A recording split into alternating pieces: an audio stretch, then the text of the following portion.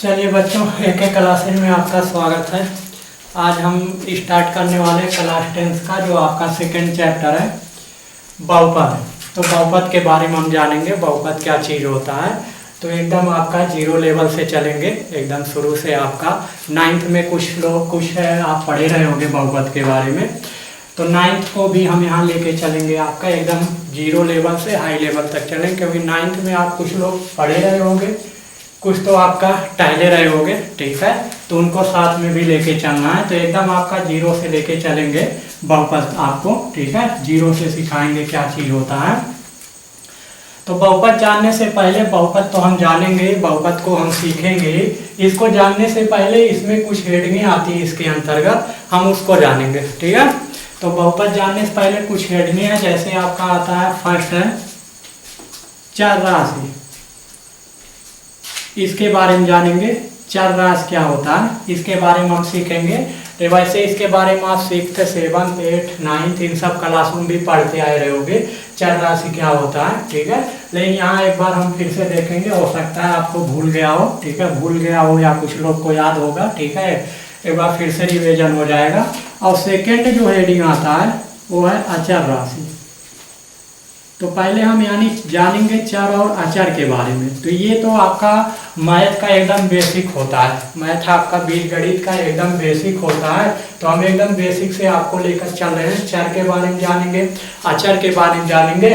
उसके बाद आपका जो हेडिंग आता है वो होता है आपका बीजी व्यंजक। ये सब आपका बहुपद से ही संबंधित है, बहुपद का ये सब एकदम बेस है। ये सब यदि आपको पता है, बहुपद में कहीं आपको दिक्कत नहीं आने वाला। तो सबसे पहले हम बेस को मजबूत करेंगे, ठीक है। बेस को जानेंगे, चर क्या होता है, अचर क्या होता है, बीजी व्यंजक क्या होता है। उसके बाद आगे बढ़ेंगे, तब आपका हम जानेंगे बहुपद क्या चीज़ है। उसके बाद हम देखेंगे चौथा नंबर आपका बहुपद। तो ये जो तीनों पॉइंट आपको बताए गए, ये बहुपद का एकदम आप जड़ है, उसका एक जड़ अगर बहुपद का मजबूत बनाना है तो इन तीनों चीज़ों के बारे में आपको जानना जरूरी है। उसके बाद देखेंगे बहुपद को स्टार्ट करेंगे एकदम शुरुआत लेवल से, ठीक है, आखिरी तक ले जाएंगे आपको। तो ये आपका क्लास 10th का दूसरा जो चैप्टर है बहुपद, उसके बारे में हम जानने वाले हैं, ठीक है। तो पहला हेडिंग उठाते हैं चर राशि। चर राशि क्या चीज होता है, ठीक है। चर राशि किसे कहते हैं इसको उठाते हैं। तो डिफिनीशन आप लोग काफी पढ़े होंगे, 9th में भी पढ़े रहे होंगे चर राशि किसे कहते हैं। तो 10th 7th 6th यहाँ सब भी आप पढ़े रहे होंगे चर राशि किसे बोला जाता है या किसे कहा जाता है। तो डिफिनीशन आप पढ़े रहे होंगे, ऐसी राशियाँ जिनका बीजगणित में आपका मैथ में राशियाँ तो आप बहुत पढ़े हो, ठीक है। यहाँ मैथ में आपकी कौन सी राशियाँ पढ़ना, चर अचर। साइंस में आप पढ़ते हो जिस तरह सदिश राशि होता है, साइंस में यदि की बात करें तो जिस तरह आप पढ़ते हो सदिश और अदिश होता है, 9th में इन दोनों को आप पढ़े रहे होगे, ठीक है, साइंस में। उसी तरह आपका मैथ में दो राशि होता है, एक चर होता है, दूसरा अचर होता है। जिस तरह साइंस में आपका इनका यूज बहुत ज़्यादा होता है, उस तरह मैथ में हमारा ये चर और अचर राशियों का यूज बहुत ज़्यादा होने वाला है, ठीक है। तो बहुपद जानने से पहले हम ये जानेंगे, बहुपद में ही नहीं मैथ में आगे भी आपको काम करने वाला। तो एकदम बेस है आपके मैथ का, ठीक है, वहाँ से हम शुरू किए हैं, स्टार्ट किए हैं। तो बहुपद जानने से पहले इसको हम सीखते हैं क्या होता है। चर राशि की आप डिफिनीशन पढ़े रहे होगे, वे राशियाँ जिनका मान बीजी व्यंजक में या बोल सकते हो बहुपद में हमेशा बदलता रहता है, या ऐसे पढ़े रहे होगे आप लोग। चर राशियाँ वे राशियाँ होती हैं जिनका मान परिवर्तित होता रहता है, अर्थात बदलता रहता है। जबकि अचर राशि का डिफिनीशन पढ़े रहे होगे, अचर राशियाँ वे राशियाँ होती हैं जिनका मान बदलता नहीं है, जिनका मान निश्चित होता है। और इसको आप पढ़े रहे होगे, इनका जो मान होता है अनिश्चित होता है, और इसका आप पढ़े रहोगे, इसका मान जो होता है वो निश्चित होता है, अचर राशि। जैसे आपको बताया जाता रहा होगा, यहाँ हम इसको इन दोनों को एकदम आपका शुरू से अंत तक क्या चीज़ कैसे होता है ये चीज़ सीखने वाले हैं। चर राशि आप ऐसे पढ़े रहे होगे, A to Z को चर राशि बोला जाता है, जबकि ऐसा नहीं है। अचर ये आपको बताया गया जितनी गिनती वाली राशियाँ 1 2 3 4 10 100 ये सब बताया गया होगा, अचर राशियाँ। लेकिन आज हम इसको पूरा विस्तृत जानेंगे, चर कहाँ ए होगा कहाँ नहीं होगा, कहाँ x चर होगा कहाँ नहीं होगा, ये सब हम पूरा विस्तृत देखने वाले हैं। ठीक है, चर में आप पढ़े रहे होगे, जितनी बताया गया होगा गिनती वाली राशियां होती हैं 1 2 3 4 5 डॉट डॉट अनंत तक जितनी गिनती वाली राशियां होती हैं इनको बताया गया रहा होगा कि ये अचर होती हैं, अचर इनको बोला जाता है। अचर का मतलब ये बदलती नहीं है, कांस्टेंट होती हैं, अर्थात इनका मान नहीं बदलता है। जैसे कहीं लिखा गया आपका 5 + 2, तो ऐड करोगे आप कितना आएगा, 7 आएगा। यदि हम 5 + 2 को ऐड करते हैं तो आपको पता है 7 आएगा। क्या आप 5 का मान बदल सकते हो? 5 के स्थान पे ऐसी कोई संख्या और रख सकते हो जिसमें 2 ऐड कर दे 7 आ जाए?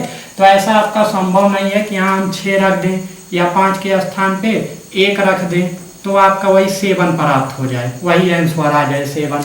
तो ऐसा नहीं है, यानी 5 के स्थान पे हम कुछ अन्य संख्या नहीं रख सकते हैं या इसको हम बदल नहीं सकते हैं कि आपका वही संख्या 7 प्राप्त हो जाए। तो हम कह सकते हैं 5 क्या कांस्टेंट है, यानी अचर है आपका, इसको हम बदल नहीं सकते। ऐसे 2 भी है, 2 के स्थान पे कोई संख्या नहीं रख सकते हो जिसमें हम 5 ऐड कर दें तो 7 आपका प्राप्त हो जाए, तो 2 को भी हम क्या कह सकते हैं, अचर। इसी तरह गिनती वाली राशियों जितनी भी राशियां हैं सबको अचर माना गया क्योंकि वे कहीं लिखी गई तो उसको हम बदल नहीं सकते हैं। ठीक है, ये आपका मान लीजिए 2 आम है, 2 आम रखा गया है, तो 2 आम है तो 2 आपका अचर है। ठीक है, इसको आप 3 आम नहीं बोल सकते हो कि 3 आम रखा गया है, कि आपका कहीं 2 लिखा गया है तो आप उसको बोल दो 3 आम है। ठीक है, आम के पेड़ हैं या सेब के पेड़ हैं, कुछ भी हैं, 2 है तो उसको आप 3 नहीं बोल सकते हो, तो ये आपका 2 क्या है, अचर है। या आपका 7 पेन हमारे पास है, हमारे पास क्या है 7 आपका कलम रखा हुआ है, 7 आपका पेन रखा हुआ है, तो उसको हम 7 ही बोलेंगे, ये नहीं बोलेंगे कि हमारे पास 8 पेन रखा हुआ है, 8 कलम है। ठीक है, तो ये होती हैं अचर राशियां, इनको हम बदल नहीं सकते, अर्थात गिनती वाली राशियां जो होती हैं अचर होती हैं। ठीक है, एक चीज ध्यान दिए। चर क्या होता है? चर में आपको बताया गया होगा डिफिनीशन, अभी हमने भी बताया कि चर राशियां वे राशियां होती हैं जिनका मान आपका परिवर्तित होता रहता है या बदलता रहता है। जैसे आप गुणनखंड पढ़े रहोगे, हम कोई गुणनखंड उठाते हैं, कोई गुणनखंड लेते हैं, गुणनखंड आप पढ़े रहे होगे, उसमें x की वैल्यू आपको निकालना कहा रहा होगा, 9th में आपने गुणनखंड किया रहा होगा। मान लेते हैं आपका x² + 5x + 6, इसका हम कह दें इसको हल कीजिए, या हल करने का मतलब हल करने कह दें, या फिर कहीं इसका शून्य ज्ञात कीजिए, या फिर कहीं इसका मान निकालिए। तो इसका मान निकालने के लिए आप क्या करते हो, सर्वप्रथम इसका गुणनखंड करते हो और x बराबर निकालते हो, हम कहेंगे वही इसका हल होगा। ठीक है, तो यहाँ बताया जाता है x जो होता है वो चर है। चर क्यों है? क्योंकि यहाँ x के विभिन्न मान आएंगे, एक कोई मान निश्चित नहीं होता है। ठीक है, ऐसे दूसरा गुणनखंड लेंगे, मान लीजिए यहाँ पर ले लिए आपका 8x और प्लस आपका 15 बराबर 0। यहाँ x कुछ और आएगा, यहाँ x कुछ और आएगा, चलिए निकाल के आपको दिखाते हैं। 9th में आप पढ़े रहोगे, गुणा करने 6 आना चाहिए, गुणनखंड आपको आता होगा। ठीक है, नहीं आता है तो आगे आएगा, आपको सिखाया जाएगा। ठीक है, तो यहाँ कुछ नहीं तो 1 होता है, इसका हम यहाँ गुणा कर लेते हैं, 6 करने 6 और लिखते हैं गुणा करने पे प्लस का 6 आना चाहिए, और जोड़ने या घटाने पे लिखते हैं कितना आना चाहिए, बीच वाली जो संख्या अर्थात जो x का गुणांक है यानी +5। ठीक है, ये सब हम आगे सीखेंगे, इसको हम डायरेक्ट करते हैं। तो ऐसी 2 संख्या बताना है जिनका गुणा करे 6 आए, जोड़ दे या घटा दे +5 आ जाए, तो 3 दूना 6 होता है और 3 2 जोड़ोगे यही आपका 5 पर आ। हमारा मेन मकसद यही होता है बीच वाले को तोड़ना, तो बीच को हमने 3 + 2 में तोड़ दिया, 5x आ जाएगा, +6 बराबर 0। आगे इसको सॉल्व करेंगे, 2 2 को साथ में ले लेते हैं, ये ऐसा इसको हम इसलिए तोड़ते हैं 2 2 को साथ में लेने के लिए, x कॉमन बनाते हैं, x + 3 बचेगा। ये चीज़ अगर आपको नहीं आता है तो आगे हम सीखने वाले हैं। ठीक है, अभी वैसे देख लीजिए। ठीक है, तो अंत तक बने रहिएगा ताकि आपको तभी समझ में आने वाला है। ठीक है, शुरू से अंत तक जब आप बने रहोगे। अब इसमें दोनों में आपका कॉमन बनाएंगे तो x + 3 कॉमन होगा, बचेगा x + 2 बराबर 0। यहाँ से एक बार ये इधर गुणे में उधर जाएगा भाग में, तो x + 3 से जब आप 0 में भाग दोगे तो इधर बचेगा x + 2 बराबर 0। यदि एक बार ऐसा हो, और यदि ये इधर गुणे में उधर भाग में भेजोगे तो ये चीज जाके 0 बन जाएगा, इधर बचेगा x + 3 बराबर 0। तो यहाँ से x बराबर -2 आ गया, यहाँ निकालोगे x बराबर -3 आ गया। देख रहे हो x आपका यहाँ पर x के कोई एक निश्चित मान नहीं है, यहाँ x की घात 2 था तो x के 2 मान आ गए, यहाँ x की पावर 3 होगा 3 मान आएंगे। ऐसे आपका डिपेंड करता है पावर पे, घात पे, ठीक है। तो x को हम यहाँ अचर नहीं कह सकते हैं क्योंकि x की कई वैल्यू है, यहाँ x बराबर -2 भी आ रहा है, x बराबर -3 भी आ रहा है, ठीक है। हम कहते हैं हमारे पास x आम है, तो आप बता सकते हो कितने आम है, 1 है, 2 है, 4 है? नहीं, ठीक है, इसका मान कुछ भी हो सकता है। हमारे पास हम कह दें x आम है तो इसका मान कुछ भी हो सकता है, यानी ये अचर है, ठीक है, वो चर है, ठीक है, अचर नहीं होगा, अचर का मान निश्चित होता है, ठीक है। तो यहाँ पर x एक चर राशि हुआ क्योंकि इसका मान देख सकते हो यहीं पर बदल रहा है। इसका इसी प्रकार गुणनखंड करोगे तो ये भी होगा आपका 5x धन 3x प्लस 15 बराबर 0 आएगा। x कामन करोगे तो x प्लस 5 बचेगा, प्लस 3 कामन होगा तो x प्लस 5। ये सब गुणनखंड आगे हम सीखने वाले हैं अगर नहीं आता है, ठीक है, अभी तो शुरुआत है। यहाँ पर निकालोगे x बराबर -5 आ जाएगा, इसको निकालोगे तो x बराबर -3 आ जाए। यहाँ पर देख सकते हो मान बदल गया, 5 है, यहाँ 3 है, यहाँ 2 है और सब माइनस में है, ठीक है। तो x के मान देख रहे हो आप भिन्न भिन्न आ रहा है, तो हम कह सकते हैं कि x आपकी कौन सी राशि है, चर राशि है, ठीक है। ऐसे y का यही y होता तो y बराबर आपका निकलता, तो y आपका चर राशि होता, ठीक है। तो चर राशि कहने का मतलब ऐसी राशियां होती हैं जिनका मान इन व्यंजकों में बोल सकते हो या इन बहुपदों में क्या होता रहता है, बदलता रहता है, ठीक है। तो चर राशि वे राशियां जिनका मान परिवर्तित होता रहता है, अर्थात इनका मान निश्चित नहीं होता है, निश्चित होता है। जबकि अचर राशियां क्या होती हैं, इनका मान आपका निश्चित होता है, इनका मान बदलता नहीं है, ठीक है। आगे देखने वाले हैं, चलिए देखिए, कुछ लोग आपको बताते हैं कि ये जो A to Z होता है, अर्थात A B C D X Y Z कुछ भी हो, बताया जाता है कि आपका ये हमेशा चर होते हैं, जबकि ऐसा नहीं। गिनती वाला सब मान सकते हैं, जितनी गिनती वाली राशियां हैं सब 1 से लेके अनंत तक 1 2 3 4 5 6 7 सब क्या होती हैं, अचर के अंतर्गत आती हैं। लेकिन यदि हम बात करें चर में A to Z हमेशा आपका चर नहीं हो सकता है। जैसे कुछ आप फार्मूले पढ़े रहे होगे, ax² धन bx धन c, ये आपको बताया गया होगा द्विघात बहुपद का रूप होता है। इसको छोड़िए, ये आपका अगर जानकारी नहीं, अभी आगे हम इसके बारे में बताने वाले हैं, इसको छोड़िए। ये देखिए आप एक फार्मूला 9th में 8th में भी पढ़े रहे होगे, a प्लस बी पूरे पावर 2 अर्थात a प्लस बी का होल वर्ग का जो सूत्र होता है वो आपने पढ़ा रहा होगा, a का वर्ग धन b का वर्ग और धन होता है 2ab। अगर a आप यहाँ मान लीजिए 2 रख रहे हो, b यहाँ रख दे रहे हो 3, तो आ जाएगा पूरे का वर्ग, ये आ जाएगा आपका कितना, 3 2 5, 5 का वर्ग 25 है।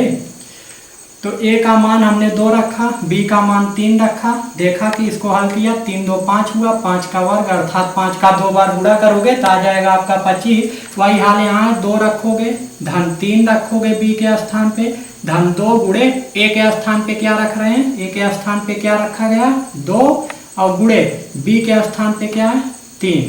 तो इसको सॉल्व करोगे, 2 का वर्ग 4 होता है और 3 का वर्ग 9 होता है और 2 दूना 4 3 12। इसको जब ऐड करोगे तो 25 बराबर किसके आ जाएगा 25।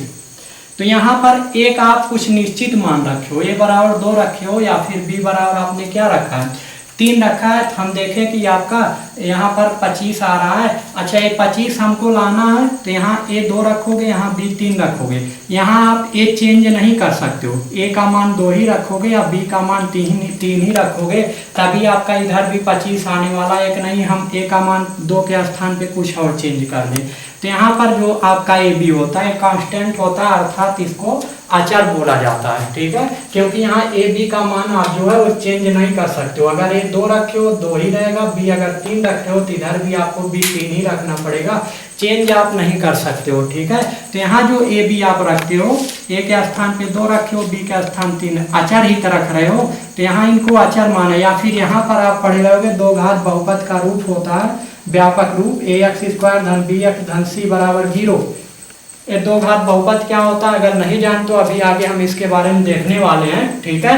ये आप पढ़े रहे होगे कि यहाँ पर ए बी सी अचर हैं, जबकि यक्स क्या होता है, चर होता है। यहाँ पर आपको बताया ए बी सी अचर होता है, मतलब इसके स्थान पे कोई आप संख्या रखोगे, कोई अचर राशि रखोगे, कुछ भी रख सकते हो, ठीक है। तो हमेशा ये हम नहीं कह सकते हैं ए टू जेड क्या होगा, चर होगा, ठीक है। कहीं कहीं देख रहे हो ए बी सी जो है ये अचर का भी कार्य कर रहा है, यहाँ ही देख सकते हो ए बी किसका कार्य कर रहा है, अचर का। यही सूत्र में अगर हम x प्लस वाई का होल वर्ग लिखें तो सूत्र हो जाएगा x का वर्ग धन y का वर्ग धन 2xy। यहाँ पर आप अचर तो रखोगे, यहाँ पर ये अचर का कार्य करेगा। तो ऐसे आप नहीं बोल सकते हो, कुछ लोग आपको बताते हैं ए टू जेड सब आपका क्या होता है, चर होता है, तो ऐसा नहीं है। कहीं कहीं ए टू जेड जो होते हैं अर्थात A B C D X Y Z ये सब अचर का कार्य करने लगते हैं। तो आपका कहाँ पर कैसे लिखा गया है ये चीज हमको ध्यान देना है, ये चीज देखना है कि कहाँ पर क्या चीज कैसे लिखा गया है, इस चीज को हमको समझना है, ठीक है। कहाँ पर आपका ए या बी सी कैसे लिखा गया है इस चीज पर अगर ध्यान देते हो तो आप पता कर ले जाओगे चर है कि अचर है, ठीक है। अभी हमने बहुपद लिया था उसको हल किया तो वहाँ देखा यक्स का मान भिन्न भिन्न आ रहा था, अचर है। यहाँ ए आप निश्चित रखोगे, बी भी निश्चित रखोगे, सी भी निश्चित रखोगे, तो यहाँ ए बी सी जो है वो आपका क्या है, अचर है, ठीक है। जबकि यक्स क्या है, चर है। इसको हल करोगे क्योंकि यक्स के भिन्न भिन्न मान आएंगे। वैसे यहाँ यक्स का कोई निश्चित मान रखोगे, यहाँ भी वाई का कोई निश्चित मान रखोगे, जो यहाँ रखोगे वही यहाँ रखोगे, बदल नहीं सकते हो। तो यहाँ यक्स वाई क्या है, अचर का कार्य करेंगे, ठीक है। तो कंफ्यूज मत होइएगा, ठीक है। डिफिनीशन से आप देख सकते हो वे राशियाँ जिनका मान आपका बदलता नहीं है, अर्थात 1 2 3 4 जितनी गिनती वाली राशियाँ अचर के अंतर्गत आएंगी। चर आपको परिभाषा ध्यान देना है, ऐसी राशियां जिनका मान बदलता, जिनका मान हमेशा आपका हमेशा बहुपदों में भिन्न भिन्न बहुपदों में भिन्न भिन्न होता है, ऐसी राशियों को हम चर राशि बोलेंगे। जिनका मान आपका अलग अलग बहुपदों में अलग अलग पाया जाता है तो ऐसी राशियों को हम चर राशि। अगर वहीं पर एक्स वाई का मान बदल नहीं रहा, कांस्टेंट है, निश्चित है, तो हम उसको चर नहीं कहेंगे, एक्स वाई को क्या कहेंगे, अचर कहेंगे। कहने का मतलब ये हर जगह एक्स वाई या ए टू जेड जो होता है वो चर नहीं होता है, कहीं कहीं अचर का भी कार्य करता है। वो कैसे होगा आगे हम पूरी तरह से जानेंगे, ठीक है। तो आगे देखते हैं आपका आगे क्या दिया गया है। चलिए देखिए आगे आपको बताया चर राशि, हमने आपको बताया था चर राशि के बारे में बताएंगे, अचर राशि के बारे में बताएंगे। अब आता है बीजी व्यंजक तीसरा नंबर आपका, ठीक है। तो बहुपद को हम एकदम निचोड़ के रख देंगे, बहुपद क्या चीज होता है एकदम आपका उसका निचोड़ तक आपका बताएंगे, ठीक है, क्या चीज है कैसे है। आपको आज के बाद इसमें कभी कंफ्यूजन नहीं होने वाला है, बहुपद क्या चीज है कैसे। यदि आपको इस बहुपद से कोई क्वेश्चन कहीं से उठाता है, आपसे कोई भी पूछता है तो उसको आप आराम से बता ले जाओगे, कहीं भी कुछ हमने इसमें छोड़ने वाले नहीं है, ठीक है। तो बीजी व्यंजक की यदि बात करें हम बहुपद में क्या चीज होता है, तो आप जानते हो गणित में मैथ में आपके 4 चिन्ह बहुत ही इंपॉर्टेंट होते हैं। मैथ में चिन्ह का भंडार है, तमाम चिन्ह पड़े हुए हैं, लेकिन 4 चिन्ह आपका बहुत ज्यादा इंपॉर्टेंट होता है। प्लस हो गया, माइनस हो गया, गुणा हो गया, भाग हो गया, ठीक है। ये 4 चिन्ह जो हैं ये काफी ज्यादा इंपॉर्टेंट होते हैं, इसी से आपका मैथ चलता है। इन 4 चिन्हों से चिन्ह की बात करें, और चिन्ह तो काफी ज्यादा बनाए गए मैथ में, 4 चिन्ह ज्यादा इंपॉर्टेंट होते हैं, ठीक है। तो बीजी व्यंजक की यदि हम बात करें क्या होता है, तो यदि हम चर और अचर राशि को ले लें, एक ले लें या एक से ज्यादा चर और अचर राशि को ले लो और उनको आपस में मिला दें। मिलाने का मतलब कैसे आप मिला सकते हो, मिला एक मान ले लिए एक्स ले लिए और आपका 2 ले लिए, इनको हमको मिलाना होगा, ठीक है।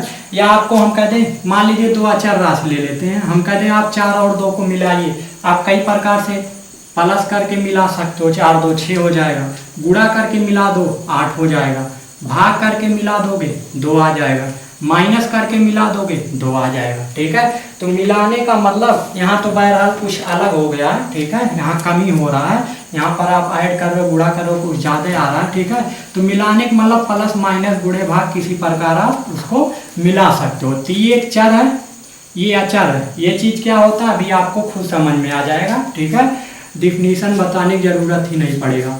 अब इनको हमको क्या करना है, एक चर हो, एक अचर हो या एक से ज्यादा चर अचर हो, उनको यदि आप किसी भी चारों गणितीय चिन्हों में से किसी भी चिन्ह से आप मिला दे रहे हो, मतलब चाहे उन चार अचर राशि को आप जोड़ दीजिए या फिर घटा दीजिए या फिर भाग कर दीजिए या फिर आप उनका गुणा कर दीजिए, तो जो ये आपका पद प्राप्त हुआ इसी को हम बोलेंगे बीजी व्यंजक। ये जो तैयार हो गया, चाहे प्लस लगा दीजिए, चाहे माइनस लगा दीजिए, चाहे गुणे लगा दीजिए, चाहे भाग लगा दीजिए, ये जो आपके पद प्राप्त हुए हैं इसी को हम कहते हैं बीजी व्यंजक। ये भी व्यंजक, ये भी व्यंजक है, ये भी व्यंजक है, ये भी व्यंजक है, चारों व्यंजक है। चाहे एक चर ले लीजिए या अनेक चर ले लीजिए, एक्स ले लिए, वाई ले लिए, जेड ले लिए, इनके साथ हम अनेक अचर राशियां भी ले लेते हैं। यहाँ अचर राशि 4 ले लिए, बीच में 5 ले लिए, यहाँ 2 ले, इनको मिला देते हैं। यहाँ कुछ नहीं, गुणे है, प्लस माइनस जोड़ घटाव, चाहे सारे चिन्ह आप लगा डालिए या एक ही चिन्ह हर जगह लगाइए या एक से ज्यादा चिन्ह आप लगाइए, तो मिलाने पे ये जो आपका पद तैयार होगा, ये जो आपका पद बनेगा, इसी को हम नाम क्या देंगे, बीजी व्यंजक। अर्थात बीजी व्यंजक वह पद होता है जो एक या एक से अधिक चर और अचर राशियों को आपस में प्लस या माइनस या गुणा या भाग इन चिन्हों द्वारा मिलाने से क्या होता है, तैयार होता है या बोल सकते हो बनता है। तो बीजी व्यंजक ऐसा पद है जो आपका चर और अचर राशियों को आपस में मिलाने से बनता है। कौन से चिन्ह से मिलाओगे, चाहे प्लस से मिलाइए, चाहे माइनस से मिलाइए, चाहे गुणे से मिलाइए, चाहे भाग से मिलाइए, या चारों चिन्ह से आप मिला डालिए, तो जो आपका पद तैयार होगा उसी को नाम दे दिया जाता है आपका बीजी व्यंजक। ठीक है,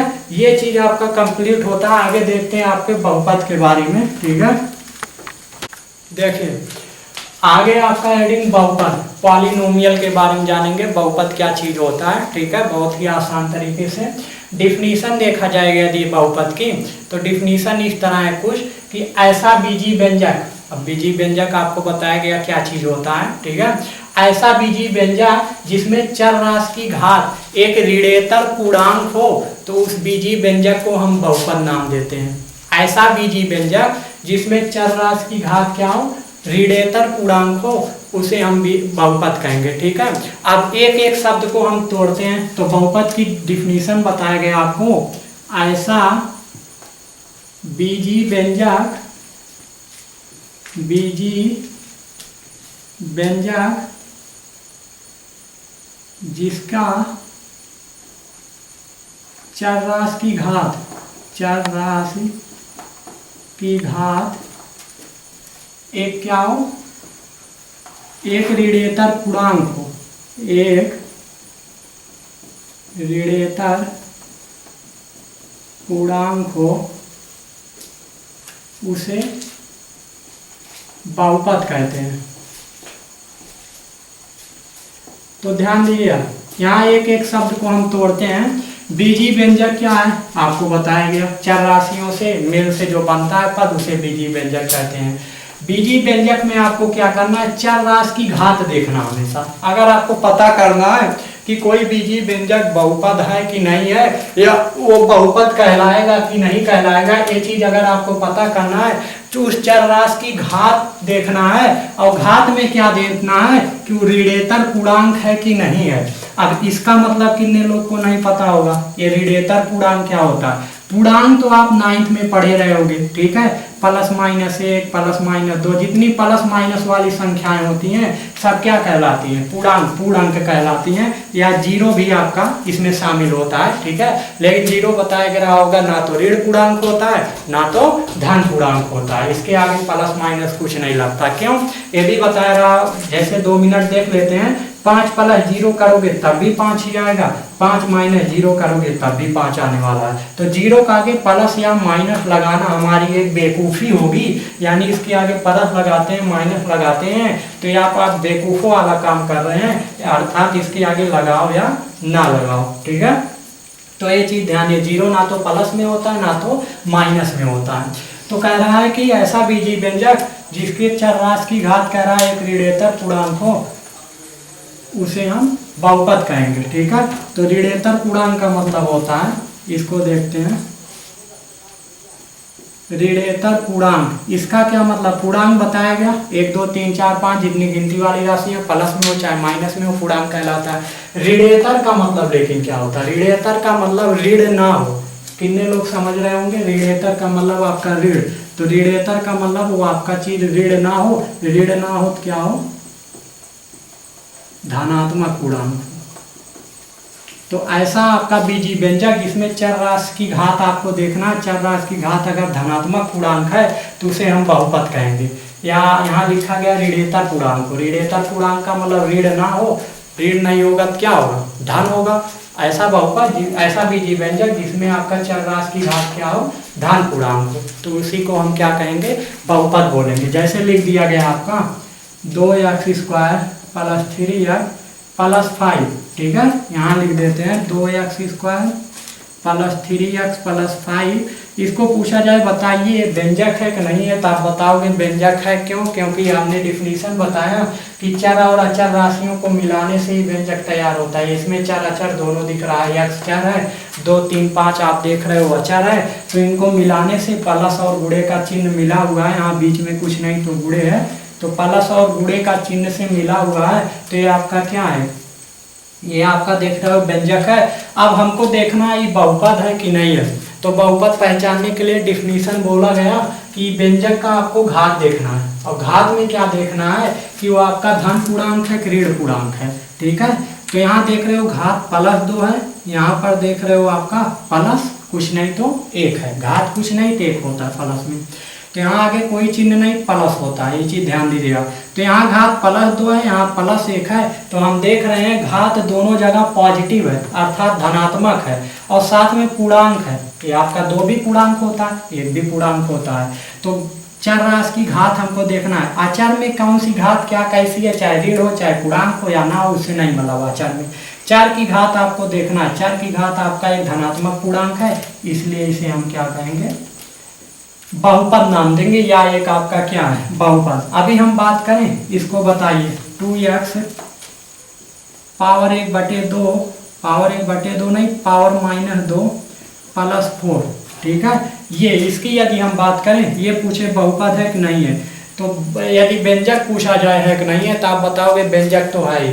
बहुपद है कि नहीं है, तो बहुपद आप आसानी से बता सकते हो। घात देखो, घात धन नहीं है, चर राशि की घात देखना है, चर राशि की घात धन नहीं है, चर राशि की घात क्या हो गई है, ऋण हो गई है। तो हमने बताया कि बहुपद वहाँ होता है जिसकी चर राशि की घात धन हो, तो धन ना होकर ऋण है, इसलिए ये आपका क्या है, बहुपद नहीं है, यानी ये केवल बीजी व्यंजक कहलाएगा, ये आपका बहुपद नहीं है, बहुपद नहीं होगा, ठीक है।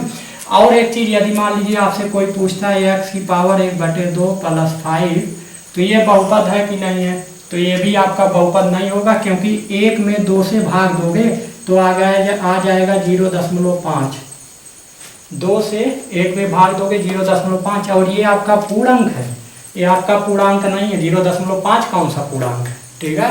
तो ये आपका पूर्णांक नहीं, पूर्णांक का मतलब पूरी तरह से लिखा हो, 1 2 3 4 ये सभी होते हैं, ठीक है। ये तो आपका अपूर्णांक है, ठीक है, ये पूरी तरह से थोड़ी लिखा गया, आधा अधूरा है, तो ये आपका बहुपद ये भी नहीं होगा। यदि हम बात करें 2x² + 5/x, ये बहुपद है कि नहीं, कितने लोग बताएंगे हाँ है, लेकिन ये भी बहुपद नहीं है। क्यों नहीं है, क्योंकि इसकी घात नीचे प्लस है, पॉजिटिव है। एक चीज ध्यान दीजिए, नीचे अगर चर राशि लिखा गया है तो वो बहुपद नहीं होगा, ये रूल आप ध्यान दीजिएगा, ठीक है। क्यों, क्योंकि नीचे घात आपका पॉजिटिव है, ऊपर जाएगा तो क्या हो जाता है, रूल क्या होता है घातांक का, ऊपर जाएगा तो ये घात क्या बन जाएगा, निगेटिव बन जाएगा, ठीक है। तो हम कह सकते हैं घात आपका ऋणात्मक हो गया, धन नहीं है, तो ये भी आपका बहुपद नहीं होगा। तो ये आपको चेक करना पड़ेगा हल करके कि घात पॉजिटिव आ रहा है कि निगेटिव आ रहा है, पूर्णांक है कि नहीं है। 2 चीज ध्यान देना है, धन में हो प्लस पूर्णांक भी हो, आप पूर्णांक नहीं होना चाहिए। अगर धन है पूर्णांक है, दोनों रूल को फॉलो कर रहा है तो आपका बहुपद होगा, अन्यथा बहुपद नहीं होगा। इन दोनों बात को ध्यान में रखिएगा, और आपका बहुपद पहचानना आपका बहुत बड़ी बात है। कितने लोग तो यही बहुपद को ही नहीं पहचान पाते हैं, ठीक है। 9 10 11 12 सब पास कर डालते हैं, बहुपद ही नहीं पहचान पाते हैं, ठीक है। तो बहुपद अब आप आराम से एकदम पहचान सकते हो क्या चीज़ होता है, ठीक है। चलिए अगला हेडिंग नेक्स्ट देखते हैं आपका बहुपद के बाद। चलिए आगे देखने वाले हम, अगला हेडिंग आता है बहुपद को हम जान लिए। आगे देखते हैं बहुपद की आपका घात क्या चीज होता है। तो इस सबसे वैसे अभी आपको कुछ परिचित कराया गया बहुपद की घात के बारे में। तो देखते हैं बहुपद की घात किसे कहते हैं। तो देखिए कोई आपका बीजीय व्यंजक लिखा गया है, या एक प्रकार से हम कह सकते हैं कोई बहुपद लिखा गया है, उसकी आपका जो मैक्सिमम घात होती है अर्थात उसकी जो अधिकतम घात होती है उसी को हम कहते हैं बहुपद की घात। यानी कोई बीजीय व्यंजक है या फिर वह आपका बहुपद है, उसकी जो सबसे मैक्सिमम घात होगी, जो सबसे बड़ी घात होगी, उसी को हम नाम देंगे क्या, बहुपद की घात। जैसे लिखा गया मान लीजिए 2x + 6, पहला बहुपद ये हो गया। दूसरा हो गया 3x² + 5x + 9। तीसरा हो गया मान लीजिए 5x³ + 4x² + 6x + 10।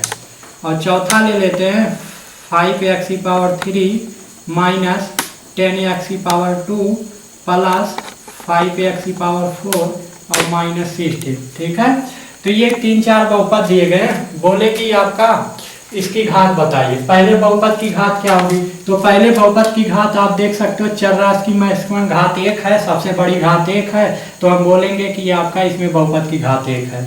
इसमें देखोगे बहुपद की घात आपका क्या दिख रहा है, 2। इसमें सबसे बड़ी घात क्या है, 3, तो ये आपका बहुपद की घात इसमें 3 हो जाएगा।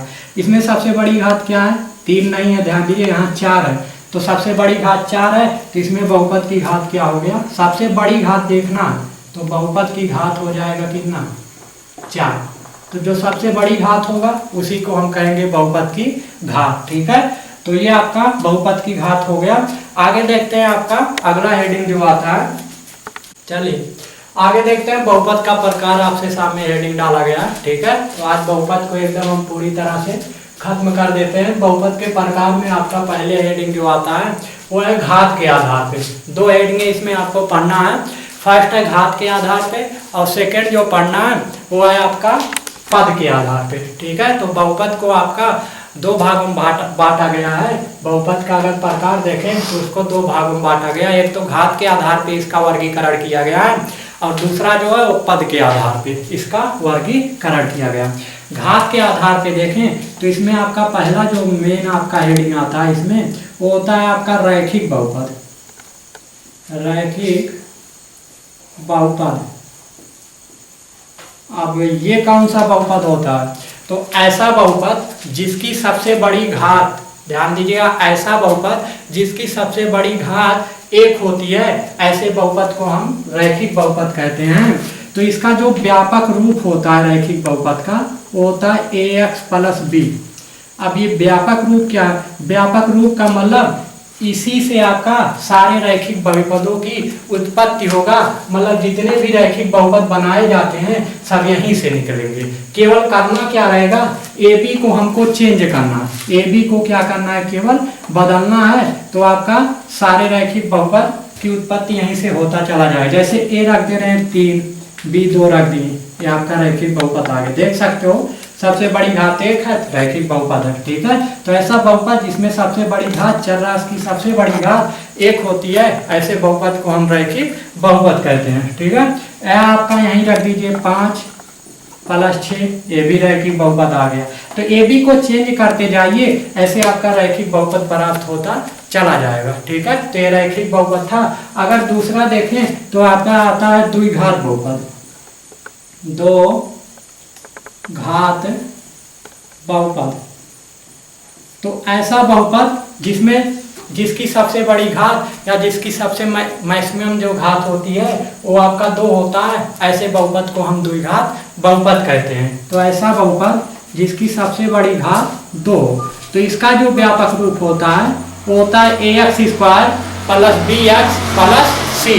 तो द्विघात बहुपद का जो व्यापक रूप होगा वो ये होता है ax² + bx + c, अर्थात abc क्या है, यहाँ ए बी सी यहाँ अचर राशियाँ, जैसे इसमें ए बी आपका अचर राशि था, वैसे द्विघात बहुपद में क्या है, ए बी सी अचर राशियाँ, मतलब ए का मान आप कर दीजिए कुछ भी अचर राशि में रख दीजिए, बी का मान कुछ रख दीजिए, सी का मान कुछ रख दीजिए। ये देखिए द्विघात बहुपद आ गया, इसमें सबसे बड़ी घात क्या है, 2 है।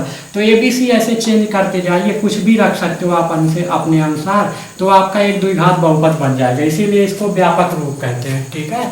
तो ये द्विघात बहुपद का व्यापक रूप होता है। तो ऐसा बहुपद जिसमें सबसे बड़ी घात 2 होती है, ऐसे बहुपद को हम दो घात बहुपद नाम देते हैं, ठीक है। इसके बाद आता है आपका त्रिघात बहुपद, उसको भी देखते हैं। तो ज़्यादा नहीं, ऐसे आपका चतुर्घात पंचघात ऐसे सब होता है, ठीक है। तो तीसरा आता है आपका त्रिघात बहुपद। तो हमको 3 ही तक पढ़ना है, यहीं पर आपका जो 10th का सिलेबस है वो आपका यहीं पर समाप्त होता है, त्रिघात बहुपद, ठीक है। यहाँ तक आपका काफ़ी हो जाएगा। तो ऐसा बहुपद जिसकी सबसे बड़ी घात, इसका तो आपका था ए एक्स स्क्वायर धन बी एक्स धन सी, इसका होता है ए एक्स की पावर 3 धन बी एक्स स्क्वायर धन सी एक्स धन डी। तो देख सकते हो इसमें आपका चर राशि की सबसे बड़ी घात क्या है, 3 है, इसलिए इसको हम कौन सा बहुपद नाम देंगे, त्रिघात बहुपद, ठीक है। ए बी सी डी क्या है, जहाँ ए बी सी डी आपकी अचर राशियाँ हैं, अर्थात ए बी आप कुछ रख सकते हो, बी भी कुछ रख सकते हो, सी भी कुछ रख सकते हो और डी भी आप कुछ रख सकते हो। तो कुछ भी अचर राशि रख डालिए ए बी सी डी के स्थान पे, जो बनेगा यहाँ पर आप जो पुट करोगे, जो नया आपका व्यंजक तैयार होगा, ये कौन सा बहुपद होगा, तो ये आपका त्रिघात बहुपद होगा, क्योंकि इसी से बना है। यहाँ कुछ भी रख डालोगे, सबसे बड़ी घात 3 है, तो आपका त्रिघात ही बहुपद तैयार होगा, ठीक है। तो ये हुआ आपका त्रिघात बहुपद। ये तो घात के आधार पे था। अब देखते हैं हम पद के आधार पे क्या होता है, ठीक है। चलिए देखिए, आगे आपका पद के आधार पे है, ठीक है। तो पद के आधार पे हम देखेंगे बहुपद का प्रकार, पद के आधार पे क्या होता है, ठीक है। तो बहुपद को एकदम आज हम निचोड़ के रख देंगे क्या चीज़ होता है, ठीक है। तो लॉकडाउन में आपका कोरोना का वैक्सीन बने या ना बने, लेकिन बहुपद का वैक्सीन हम आपको जरूर लगाएंगे, ठीक है, जिससे आप एकदम दौड़ते हुए भागो, ठीक है। तो बहुपद की जानकारी कहने का मतलब एकदम आपका शुरू लेवल से अंत लेवल तक देंगे, ठीक है। कहीं भी आपको दिक्कत नहीं आने वाला। तो बहुपद की वैक्सीन लगवाने के लिए तैयार हो जाइएगा, ठीक है। देखते हैं, तो इसका वैक्सीन लेकर आए हैं। तो पद के आधार पे देखें, पहला आपका आता है एक पदी बहुपद, ठीक है।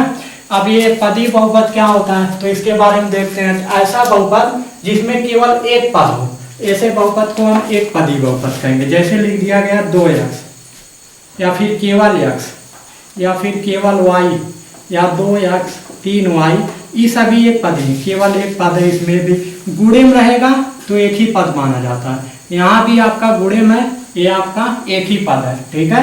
तो जितने गुणे में रहेंगे ऐसे आप लिख दीजिए 3x गुणे 5y गुणे z गुणे a गुणे b, कुछ भी लिख डाल, ये सब गुणे में सब आपका एक ही पद होगा। कहीं बीच में प्लस आ गया तो ये चीज अलग हो जाएगा, ये चीज अलग हो जाएगा। तो ये आपका जो बनेगा ये हो जाएगा 2 पदी बहुपद, ठीक है। तो ये 2 पदी हो जाएगा, एक इधर है एक इस साइड है। लेकिन आपका हम पढ़ रहे हैं अभी एक पदी बहुपद, तो गुणे में जितने रहेंगे सब एक ही पद माने जाते हैं। लेकिन प्लस माइनस लग गया तो आपका सब अलग अलग हो जाता है, ठीक है। जैसे देखते हैं, दूसरा आता है आपका 2 पदी बहुपद। तो 3 तक हम देखेंगे, ज्यादा नहीं जाने वाले हैं, ठीक है। तो द्विपदी, इसी प्रकार आप त्रिपदी निकाल सकते हो, चतुर्पदी पंचपदी ऐसे निकालता रहेगा। तो द्विपदी क्या होता है, ऐसा बहुपद जिसमें केवल कितने पद हो, 2 पद हो। जैसे मान लीजिए 2x + 4 लिख दिया गया, तो एक पद ये हुआ, प्लस लगा के एक पद ये अलग हो गया। अगर यही बीच में गुणे होता सब एक ही पद होता, लेकिन प्लस इनको अलग कर दे रहा है, ये अलग है ये अलग है। ऐसे मान लीजिए 3x - 6, माइनस भी अलग कर दे रहा है, लेकिन गुणे उड़े रहेगा सब एक ही पद होता है, ठीक है। तो ये अलग है आपका, ये अलग है, ठीक है। ये अलग चीज ये अलग चीज, ये द्विपदी हो गया, ये भी एक एक द्वि। और त्रिपदी क्या होता है, तो त्रिपदी बहुपद ऐसा बहुपद जिसमें 3 पद हो। जैसे 3x + 4y - z लिख दिए, तो इसमें आपका देख सकते हो दो प्लस या माइनस का चिन्ह है, ठीक है। दो चिन्ह जब आ जाएंगे, प्लस का हो दोनों या दोनों माइनस का हो या एक प्लस का हो एक माइनस का हो, तो हम कहेंगे वो त्रिपदी। इस तरह भी पहचान सकते हो, या देख सकते हो प्लस किधर एक पद, प्लस उधर एक पद, दो पद हुआ, और माइनस बाद एक पद है तो ये तीन पद है। तो ऐसा बहुपद जिसमें आपका तीन पदों त्रिपदी बहुपद कहलाएगा। इसके हेडिंग से ही पता चल रहा है। द्विपदी का मतलब इसमें दो पद हो, प्लस माइनस अलग अलग पदों को करता है, नहीं तो गुणे सबको एक ही में जोड़ डालता है। और इसमें क्या है, इसमें केवल एक ही पद होगा, चाहे जो ले लीजिए, ठीक है। तो आपका ऐसा बहुपद जिसमें एक ही पद हो एक पदी कहलाएगा। ऐसा बहुपद जिसमें दो पद हो द्विपदी होगा, जिसमें तीन पद हो त्रिपदी होगा। तो ये आपके बहुपद के प्रकार थे, घात के आधार पे था और पद के आधार पे पूरी तरह से आपका समाप्त है। अब हम आगे जानेंगे, ठीक है। चलिए आगे देखते हैं। चलिए अगला हेडिंग आपका बहुपद का शून्यक है। आगे हम देखने वाले हैं बहुपद के शून्यक के बारे में, शून्यक क्या चीज होता है। तो पहले तो ये जान लेते हैं बहुपद को लिखते किससे हैं। देखिए बहुपद को नोट करते हैं, कहीं कहीं px से या जरूरत पड़ने पर qx से भी नोट कर दिया जाता है, या फिर rx से। तो ये तीन वर्ड याद कर लीजिए। p मतलब पॉलिनोमियल होता है, ठीक है, बहुपद की इंग्लिश होता है। x से अगर px से नोट कर डालो, कोई दूसरा बहुपद उसको भी नोट करना है, qx से नोट करते हैं, तीसरे वाले को rx, ऐसे चौथे वाले को नोट करना है तो sx से भी हम नोट कर देते हैं, ठीक है। तो ये बहुपद को नोट करने का क्या है, एक तरह का आपका प्रतीक होता है, चिन्ह होता है, ठीक है। बहुपद को px से qx से rx से sx से, ठीक है, किसी से भी आप नोट कर सकते हो, लेकिन ज़्यादातर कोशिश कीजिएगा जो पहला बहुपद है उसको px से नोट करने का, ठीक है। तो px से नोट करने की कोशिश कीजिएगा। तो px से आप बहुपद को, अगर मान लीजिए कोई बहुपद px आपका दिया है, कोई रैखिक बहुपद है, px बराबर दिया है ax प्लस b, इसका हमको शून्यक निकालना है। शून्यक का मतलब क्या होता है, पहले तो ये जान लेते हैं। शून्यक कहते हैं किसे हैं, क्या चीज होता है, ठीक है।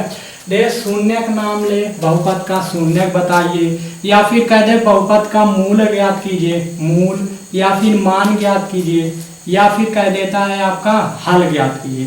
तो इनका मतलब सबका एक ही है। इनका मतलब है x की वैल्यू निकालना आपको, ठीक है। मूल निकालिए बहुपद का कह दे, शून्यक निकालिए बहुपद का कह दे, मान निकालिए या हल ज्ञात कीजिए, तो सबका मतलब है आपको x की वैल्यू निकालना है, ठीक है। x की वैल्यू को आपको निकाल के बताना है क्या चीज आने वाला है, ठीक है।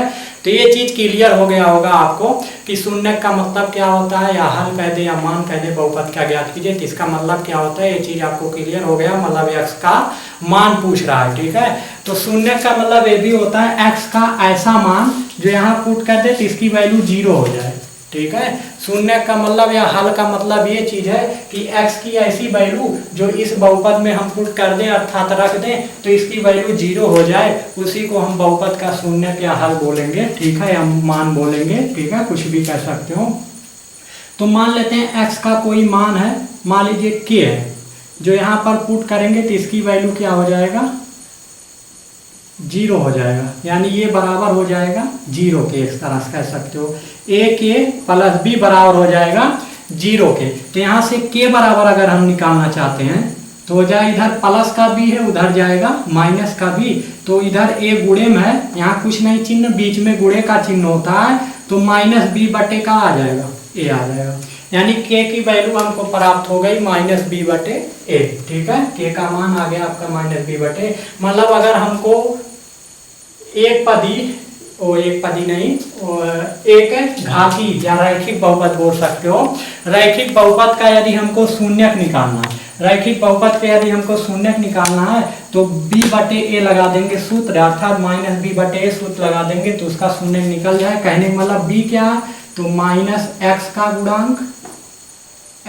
गुणांक b क्या है, देख सकते हो b x का गुणांक नहीं है, माइनस आपका चर राशि है, ठीक है, अचर, माइनस अचर पद है, ठीक है। और बटे a क्या है, a आपका x का गुणांक है, यानी माइनस अचर पद और बटे आप सूत्र लगा दोगे x का गुणांक, तो ये चीज़ आपका यहाँ से के का मान निकल जाएगा। ठीक है, तो के का मान आ जाएगा, यहाँ पर ले जाके रख दोगे तो इसकी वैल्यू क्या हो जाएगी, 0 आ जाएगी, अर्थात उसका हमको शून्यक पता हो जाएगा। के क्या है, इसका शून्यक था, के का मान अर्थात शून्यक पता करना है कि के का मान क्या होगा, तो यही आप फार्मूला लगाओगे। इस बहुपद के लिए एक घाती बोल सकते हो या फिर रैखिक बहुपद के लिए ये चीज आपका के बराबर -b/a।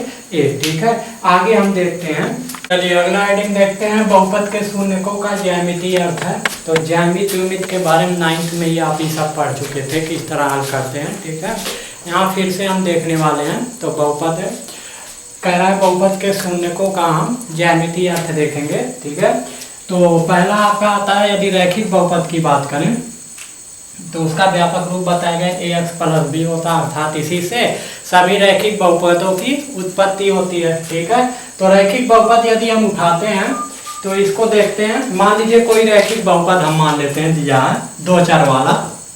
और एक चीज ध्यान दीजिए, इस रैखिक बहुपद का जो आपका आलेख होता है, आलेख के बारे में 9th में आप पढ़े रहोगे, यानी जो ग्राफ होता है, वो ग्राफ जो होता है एक सरल रेखा होती है, मतलब एक सीधी रेखा होती है। तो इसका आप जब ग्राफ खींचोगे तो एक सीधी रेखा आपको देखने को मिलती है ग्राफ में। एक चैप्टर आपका 9th में भी था। ठीक है, वहाँ आपने खींचा रहा होगा, पढ़ा रहा होगा रैखिक बहुपद का ग्राफ खींचना। ठीक है, यहाँ हम रैखिक बहुपद का भी पढ़ेंगे, द्विघात बहुपद का भी पढ़ेंगे। ठीक है, तो द्विघात बहुपद यहाँ ज़्यादा मायने रखता है, यहाँ से क्वेश्चन भी बनता है। ठीक है, तो ग्राफ पढ़ने से पहले हम जान लेते हैं, रैखिक बहुपद का आप पढ़े रहोगे, ग्राफ जो होता है वो आपका कैसा होता है, एकदम सीधी रेखा होती है, एक सरल रेखा होती है। ठीक है, तो यहाँ हम वही जानने वाले हैं। चलिए देखते हैं, मान लेते हैं कोई रैखिक बहुपद है 2 चर वाला, y = 2x + 3। ठीक है, ये मान लिए हम कोई आपका 2 चर वाला क्या है, एक रैखिक आपका बहुपद है। ठीक है, तो 2x + 3 या -3 कुछ भी ले सकते हो। ठीक है, -3 ले लीजिए, तो कुछ भी ले सकते हो। इसका आपने ग्राफ खींचा रहा होगा। ग्राफ कैसे खींचते हैं, ग्राफ बनाया रहा होगा। एक पहले तो हम सारणी बनाते हैं, और सारणी में लिखते हैं यहाँ ऐसे, कुछ इस तरह।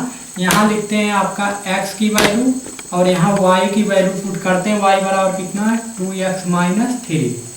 यदि हम x की वैल्यू 1 रखते हैं तो यहाँ रखोगे 2 × 2 और 2 में से 3 घटाओगे -1 आएगा। यदि x की वैल्यू 2 रखेंगे तो 2 दूना 4 में से 3 घटाओगे 1 आएगा।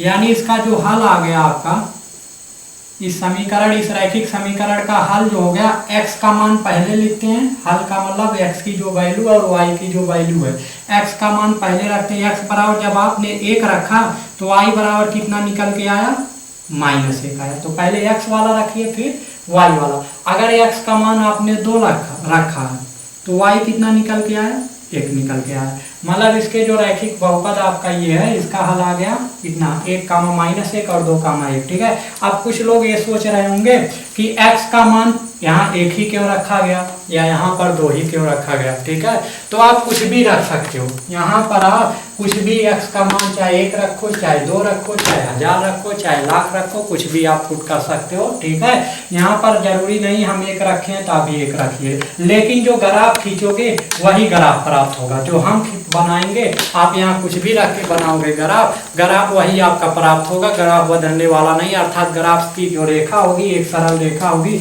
मान लीजिए आपका ग्राफ है, इसको बोलते हैं, आप जानते हो एक्स अक्ष, इसको बोलते हैं वाई अक्ष, और ये होता है मूल बिंदु।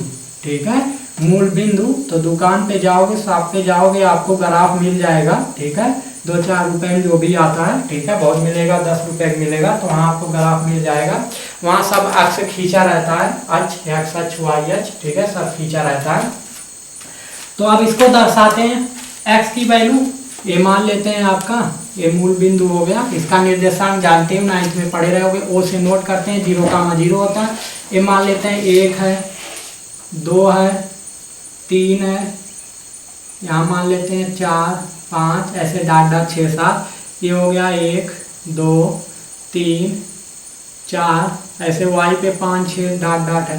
ऐसे नीचे आप जानते हो y पे होता है -1, -2, -3, -4, और इधर x पे होता है -1, -2, -3, -4 ऐसे होता है। ठीक है, तो यदि आप इसको दर्शाते हो तो देखो x अक्ष पे कितना चला है, पहले तो x का मान कितना है 1, तो x का मान प्लस, एक चीज ध्यान दीजिए, x पे इधर जाओगे आप, मूल बिंदु को इधर जाओगे सब प्लस में होगा, 1 2 3 4 5 6 सब प्लस में, इधर आओगे बाईं ओर लिखा जाता है तो वही चीज माइनस हो जाता है। 0 बाईं ओर संख्या रेखा पर आप जानते हो -1 आता है, -2 -3, ऊपर जाओगे y अक्ष पे सब प्लस होगा, 1 2 3 4 5 6 ऐसे जहां तक जाओगे, नीचे जाओगे तो माइनस होता है। ठीक है, तो चलिए इसको दर्शाते हैं।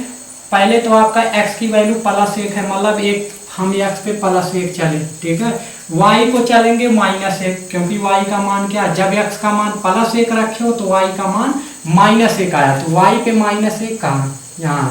ठीक, तो इसको हम क्या करते हैं, x वाले को नीचे बढ़ाते हैं, y वाले को दाएं ओर बढ़ाते हैं, ये दोनों यहीं काट दिए, तो ये बिंदु बन गया क्या, 1, -1।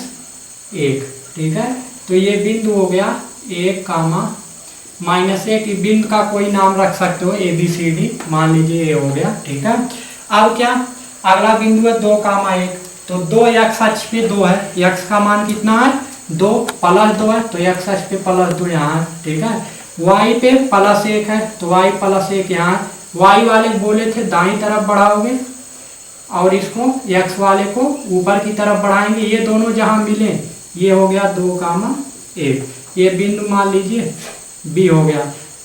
अब इस A और B को हम क्या करते हैं, मिला देते हैं आपस में, तो इनको जब आप मिलाओगे तो ये x अक्ष पे कहीं कहीं काटेंगे, देख रहे हो x अक्ष पे ये जो सरल रेखा है x अक्ष पे कहाँ काट रही है, 1 और 2, ये जब आप खुद बना के चेक करोगे तो x अक्ष पे देखोगे 1 और 2 के बीच में ये क्या करेगा, काटेगा, ये आप खुद बना के चेक कीजिएगा।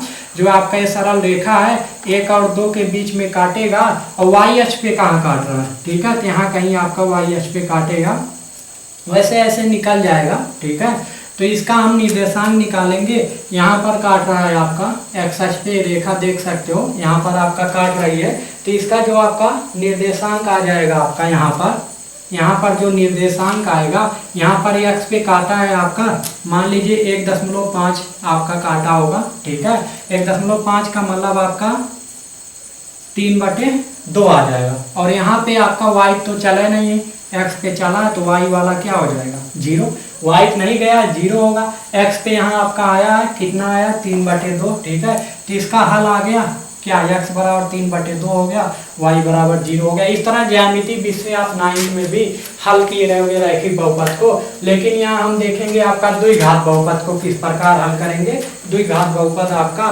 दिया रहेगा, उसको किस प्रकार है, इसी तरह ग्राफ से, ये सब आप 9th में ही पढ़े रहे होंगे। ठीक है, 10th में हम देखने वाले हैं द्विघात बहुपद को इसी प्रकार कैसे हल करेंगे। चलिए देखते हैं, मान लेते हैं कोई द्विघात बहुपद है, उसको सॉल्व करते हैं।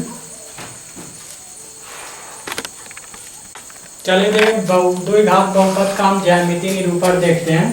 देखिए पहले तो हम ग्राफ को समझ लेते हैं, ग्राफ से कैसे पहचानेंगे कि द्विघात बहुपद के कितने शून्य निकलने वाले हैं। ठीक है, ये चीज कैसे हम पता करेंगे। ठीक है, अभी वैसे कुछ है आपको डाउट हो रहा होगा, कुछ कम समझ में आ रहा होगा, लेकिन अभी जब हम क्वेश्चन उठाते हैं तो वहां से आपको एकदम पूरा क्लियर हो जाएगा क्या कैसे हो रहा है। ठीक है, तो अगर देखिए कोई आपका ग्राफ दिया है, इसमें देखिए ग्राफ में द्विघात बहुपद का ज्यामिति निरूपण अर्थात उसका जब हम ग्राफ खींचते हैं या आलेख खींचेंगे, 3 स्थितियां आपको देखने को मिलने वाली हैं। 3 स्थितियां आपको देखने को मिलेंगी। फर्स्ट स्थिति आपके सामने है, पहली जो स्थिति है वो आपके सामने लिखी गई है। ठीक है, पहली स्थिति आपके सामने नजर है, ग्राफ इस तरह देखने मिलेगा। ग्राफ जो होगा, ये जो रेखा होगी एक्स अक्ष को 2 बार काटेगी, यहाँ भी देख सकते हो, या इस तरह काट सकती है या इस तरह की। एक चीज और ध्यान दीजिएगा, ग्राफ जो होगा आपका एक्स अक्ष को या वाई अक्ष को जहां भी काटेगा, या तो इस तरह काटेगा ग्राफ हो सकता है, या तो इस तरह का होगा ग्राफ, या तो इस रूप का आपको देखने को मिलेगा या तो इस रूप का, अर्थात इसको हम बोलते हैं परवलयकार, इसको बोला जाता है परवलय, इस तरह का या फिर इस तरह का। ठीक है, तो ये 2 स्थितियां देखने को मिलेंगी। एक्स अक्ष पे ध्यान देना है आपको। ठीक है, पूछेगा बताओ द्विघात बहुपद के कितने शून्य होंगे। तो 2 बार यदि x अक्ष को काटा है तो 2 शून्य आएंगे, यही 3 बार काटा होता है। x अक्ष पे ध्यान देना, x अक्ष को कितनी बार काटा है, तो x अक्ष तो यही होता है। ये कौन सा होता है, ऊर्ध्वाधर वाला y होता है, ये जो क्षैतिज में रहता है इसे x अक्ष कहते हैं। ठीक है, मानने के ऊपर है, मान लिया गया ऐसा कि क्षैतिज वाला x होगा, ऊर्ध्वाधर वाला y होगा। तो अगर x को आपका यानी क्षैतिज वाले को 2 बार काटा है तो द्विघात बहुपद के 2 शून्य आएंगे, 3 बार काटा है 3 शून्य आएंगे, 4 बार काटा है 4 शून्य आएंगे, लेकिन ऐसा नहीं है। ठीक है, यहाँ 2 बार काटा है 2 शून्य आएंगे, यहाँ भी देख सकते हो 2 बार काटा, एक बार ए पे काटा है, एक बार चाहे जैसे काटे घुमा फिरा के, लेकिन अगर 2 बार काटा है 2 शून्य आएंगे, 3 बार काटे रहेगा 3, काटा ही नहीं है तो एक भी शून्य नहीं आएंगे। ठीक है, तो ये आपका फर्स्ट स्थिति था। सेकेंड वाला देखते हैं, सेकेंड स्थिति में क्या बताता है। ठीक है, चलिए सेकेंड देखते हैं। सेकेंड स्थिति कुछ इस तरह है आपका, ये मान लीजिए आपका y अक्ष है, ये y डैश है, ये ले लेते हैं आपका x, ये है x डैश। ठीक है, ऐसे एक ग्राफ और बनाते हैं, ये x डैश हो जाएगा, x हो जाएगा, y हो जाएगा, y डैश हो जाएगा। इसमें क्या करेगा आपका, इसमें जो ग्राफ होगा वो x अक्ष को आपका क्या करेगा, किसी एक बिंदु पर स्पर्श करेगा। तो इस तरह को देख सकते हो आप, x अक्ष का जो इस दूसरी स्थिति है आपका सेकेंड वाली स्थिति है, इसमें क्या करेगा ग्राफ, यहाँ पर देख सकते हो एक बिंदु पर क्या करेगा, ये आपका x अक्ष के एक बिंदु पर स्पर्श करेगा। ऐसे यहाँ पर मान लीजिए ऊपर की तरफ जा रहा है। ठीक है, देख सकते हो एक बिंदु पर ये मान लीजिए a हो गया, a डैश हो गया, एक बिंदु पर क्या कर रहे हैं, स्पर्श कर रहे हैं। ठीक है, तो अगर एक बिंदु पर ग्राफ स्पर्श कर रहा है तो ऐसी स्थिति में हम कहेंगे द्विघात बहुपद के कितने शून्य होंगे, तो यहाँ पर जो शून्यकों की संख्या होगी, यहाँ पर अगर एक बार काट रहा है या एक बार स्पर्श कर रहा है, शून्यकों की जो संख्या होगी वो केवल 1 होगी, अर्थात उसमें x का जो मान आएगा वो केवल 1 आएगा। 1 का मतलब उसके x के एक ही मान प्राप्त होंगे। 1 का मतलब कुछ भी हो सकता है, 6, 7, 10, 12, 2, 4 कुछ भी, या एक ही हो सकता है। ठीक है, तो वहां पर अगर एक जगह एक बिंदु पर स्पर्श कर रहा है, बोले थे 2 बार काट रहा है तो x के 2 मान आएंगे, अर्थात शून्यकों की संख्या 2 होगी। एक बार स्पर्श करेगा या काटेगा तो शून्यकों की संख्या 1 होगी। अगर यहीं पर स्पर्श ही ना करे, ऐसे निकल जाए आपका, कहीं स्पर्श x अक्ष को कहीं काटे ही ना, या आपका ये भी ना स्पर्श करे, x अक्ष को कहीं काटे ही ना, ऐसे निकल जाए, तब यहाँ हम कहेंगे शून्यकों की संख्या 0 होगी, यानी 0 होगी। मतलब x का कोई वैल्यू ही नहीं आएगा, x का यहाँ मान ही नहीं निकलेगा, मतलब यहाँ शून्यकों की जो संख्या होगी वो 0 होगी। ठीक है, तो ये चीज आपका क्लियर हो गया होगा कि द्विघात बहुपद दिया है, ग्राफ बना दिया है, तो शून्यकों की संख्या कैसे निकालेंगे। अगर 2 बार काट रहा है 2 शून्य होंगे, 3 बार काटा है 3 होंगे, एक बार भी नहीं काटा है शून्य ही नहीं होगा। ठीक है, 0 होगा, और अगर एक बार काटा है तो शून्य 1 होंगे। ठीक है, चलिए नेक्स्ट देखते हैं, आगे की तरफ बढ़ते हैं। चलिए अगला हेडिंग आपके सामने कह रहा है द्विघात बहुपद के शून्यकों और गुणांकों में यदि आपको संबंध ज्ञात करना है तब क्या सूत्र लगाओगे। अर्थात पूछता है द्विघात कोई बहुपद दिया है, उसका हम जानेंगे कि आपका पूछ लिया, मान लीजिए शून्यकों का योग निकालिए या शून्यकों का क्या ज्ञात कीजिए, गुणनफल ज्ञात कीजिए। तो कैसे आप उसको निकालोगे, तो यहाँ से हम एक फार्मूला निकालने वाले हैं। ठीक है, तो उसकी सहायता से आप आराम से निकाल सकते हो। ठीक है, हल करने को जरूरत ही नहीं पड़ेगा। तो शून्य यदि पूछता है द्विघात के बहुपद के शून्यक और गुणांक में संबंध ज्ञात कीजिए, या पूछता है द्विघात बहुपद के शून्यकों का योग निकालिए या गुणनफल निकालिए, तो कैसे निकालेंगे चलिए देखते हैं। मान लेते हैं कोई द्विघात बहुपद है, किससे नोट करते हैं, px से, और द्विघात बहुपद का व्यापक रूप अभी बताए थे क्या होता है, ax² प्लस bx और प्लस c होता है, यही बताया गया था। लेकिन जहां आपका ध्यान दीजिएगा a 0 के बराबर नहीं हो सकता, क्योंकि द्विघात a को 0 कर दोगे, 0 गुणा करोगे, ये पूरा द्विघात वाला खत्म हो जाएगा, बचेगा ये रैखिक हो जाएगा, यानी a 0 के बराबर नहीं हो सकता और कुछ भी हो सकता है। ठीक है, तो यहाँ लिख सकते हो जहां a ≠ 0। ठीक है, अब मान लेते हैं हम इस द्विघात बहुपद का कोई शून्यक होगा। मान लेते हो शून्यक जो है कितना है, अल्फा।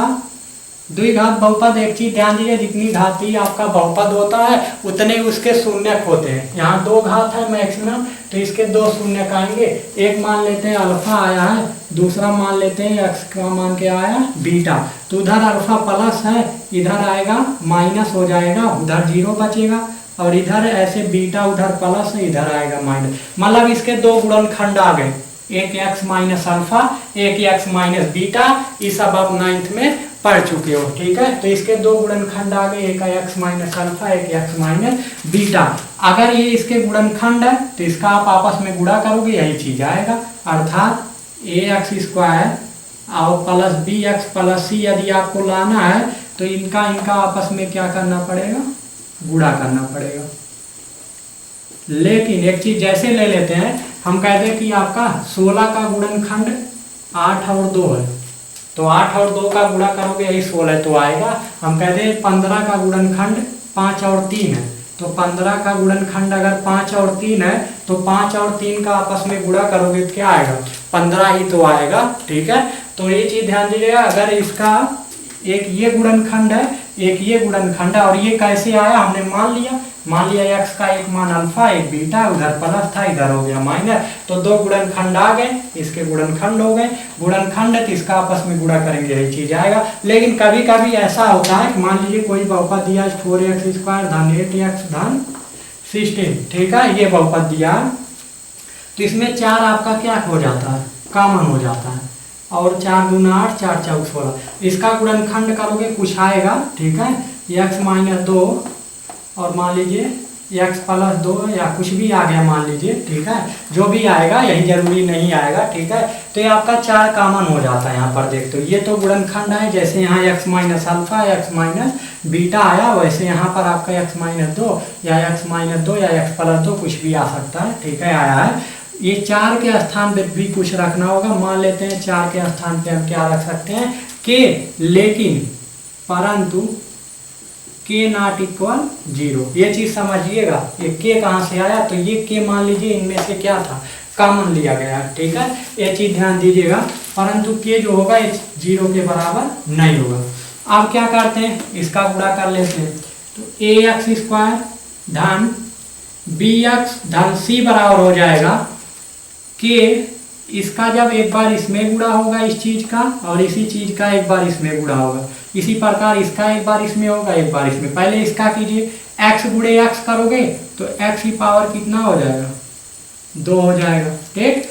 x गुणे बीटा करोगे प्लस माइनस, माइनस होता है बीटा गुणे x हो जाएगा, ठीक। इसका गुणा इन दोनों में हो गया। अब इसका करते हैं, पहले इसका एक बार इसमें करेंगे, अब आता है बारी अल्फा का, तो अल्फा गुणा एक बार इसमें होगा, एक बार इसमें होगा।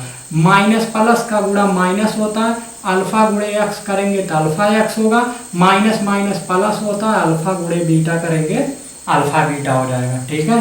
तो ये चीज आ गया। आगे देखते हैं, आगे बात करें तो ax² धन bx धन c बराबर हो जाएगा के, और एक चीज ध्यान दीजिएगा, x² माइनस, इन दोनों में माइनस कॉमन है, साथ में x भी दोनों में क्या है, कॉमन, तो माइनस x हम कॉमन ले लेते हैं, माइनस कॉमन करेंगे दोनों क्या हो जाएगा, ये माइनस था अल्फा प्लस हो गया, बीटा भी माइनस था प्लस हो गया, और x भी कॉमन कर लिए, माइनस इधर कॉमन किए, x को उधर कर लिए, उससे कोई दिक्कत नहीं होगा। अल्फा इंटू बीटा निकालना क्या चाह रहे हैं, यहाँ से हम फार्मूला निकालेंगे कि अगर शून्यक दिया है अल्फा और बीटा तो उनका योग कैसे निकालेंगे और उनका गुणनफल कैसे निकालेंगे, ये सूत्र हम निकालना चाह रहे हैं, ठीक है। चलिए, बहरहाल ये सब आपके पेपर में कभी पूछा नहीं है, ठीक है। चलो सूत्र की उत्पत्ति करके दिखाओ, लेकिन आया कैसे ये भी जानना जरूरी है, ठीक है। तो ax² धन bx धन c बराबर हो जाएगा, k का क्या कर दीजिए अंदर गुणा, तो kx² माइनस के इंटू अल्फा धन बीटा इंटू एक्स धन के इंटू अल्फा इंटू बीटा हो जाएगा, ठीक। अब क्या कीजिए, दोनों पक्षों की तुलना कर लेते हैं, दोनों पक्षों की तुलना करने पर, तुलना करने मतलब क्या है, तुलना कैसे करेंगे, चलिए उसको भी देखते हैं। तुलना क्या है, कैसे करेंगे, देखिए तुलक मतलब यहाँ जो एक्स स्क्वायर गुणे में यहाँ क्या एक्स स्क्वायर गुणे में ए, तो यानी यहाँ एक्स स्क्वायर गुणे में के यहाँ ए है, मतलब के स्थान पे क्या लिखा गया ए, यानी के बराबर हो जाएगा ए के। चलिए इतना ठीक है। यहाँ देखिए एक्स के गुणे में बी है, यहाँ एक्स के गुणे में पूरा ये चीज है, यानी बी बराबर हो जाएगा किसके, इस पूरे के। यहाँ प्लस है यहाँ माइनस है, यानी माइनस सहित अल्फा धन बीटा बराबर होगा किसके, यहाँ एक्स के गुणे में ये पूरा था, यहाँ है आपका प्लस बी, यहाँ इसके गुणे में प्लस बी है, तो माइनस के इधर गुणे में उधर जाएगा भाग में, तो माइनस उधर जाएगा तो माइनस प्लस माइनस बन जाएगा और बटे के। अब के का मान हमको पता है कितना है, अल्फा धन बीटा बराबर आ गया माइनस बी बटा ए। एक तरह से इसको लिख सकते हो, बी क्या है तो देख सकते हो बी क्या था, एक्स का गुणांक, यानी माइनस एक्स का गुणांक और बटे ए क्या है, ए देख सकते हो एक्स स्क्वायर का गुणांक है, एक्स स्क्वायर का गुणांक। ठीक, अच्छा आगे देखते हैं, अगर इसकी तुलना करें, इसके स्थान पे क्या लिखा गया सी, यानी के इंटू अल्फा इंटू बीटा बराबर सी है, के इधर गुणे में उधर जाएगा भाग में हो जाएगा, तो अल्फा इंटू बीटा बराबर हो जाएगा सी बटे के का मान कितना ए, मतलब अल्फा इंटू बीटा बराबर आ गया अचर पद, सी क्या है, सी आपका लास्ट वाला अचर पद है, और बटे ए क्या है तो ये है एक्स स्क्वायर का गुणांक। ठीक है, तो ये है आपका एक्स स्क्वायर का गुणांक। तो ये फार्मूला आ गया। अल्फा बीटा क्या थे, अल्फा बीटा इसके शून्य थे, ठीक है, यानी एक्स के मान थे, तो शून्यकों का योग का सूत्र हो जाएगा, ऊपर लिख देते हैं, यहाँ पर हो जाएगा आपका शून्यकों का, अगर योग का सूत्र पूछे, शून्यकों का अल्फा बीटा क्या शून्यक है, इनका योग का सूत्र पूछे तो आया माइनस बी बटे ए, यानी माइनस एक्स का गुणांक और बटे क्या आ गया एक्स स्क्वायर का गुणांक। ठीक, और अगर शून्यकों के गुणनफल का पूछे, शून्यकों का गुणनफल बराबर पूछता है, तो इसका सूत्र हो जाएगा क्या अचर पद और बटे एक्स स्क्वायर का गुणांक। ठीक, तो ये दो फार्मूले आ गए, इसको नोट कर लीजिएगा। ठीक है, ये उत्पत्ति था, तो ये आपका मेन फार्मूला है।